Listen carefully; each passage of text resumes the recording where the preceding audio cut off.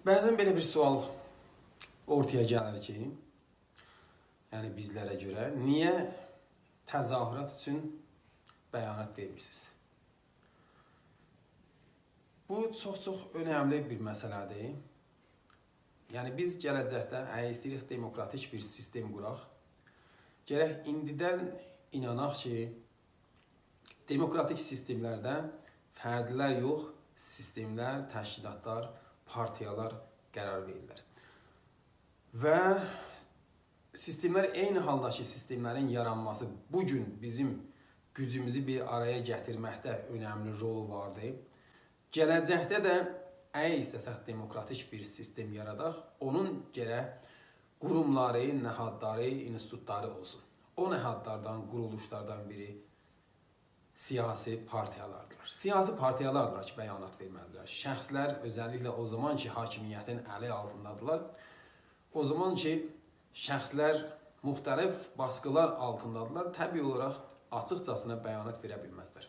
Onun üçün, yəni birinci bəyanat onların bəlkə son bəyanatı olar. Onun üçün mən belə düşünürəm ki, Azərbaycan Milli Hərəkətində siyasi təşkilatlarımız bəyanat verməlidirlər, siyasi təşkilatlarımız etiraza çağırmalıdırlar, təşkilatlarımız mövqeyimizi ortaya qoymalıdırlar, şəxslər yox. Şəxslər fərd olaraq çalışmaqları eyni haldakı dəyərlidir, ancaq təyin edici deyil və fərdi çalışmaqlarla nəticə almaq olmaz. Onun üçün də təşkilata önəm verməliyik. Beynəlxalq alanda da bizi təşkilatlarımız təmsil etməlidirlər.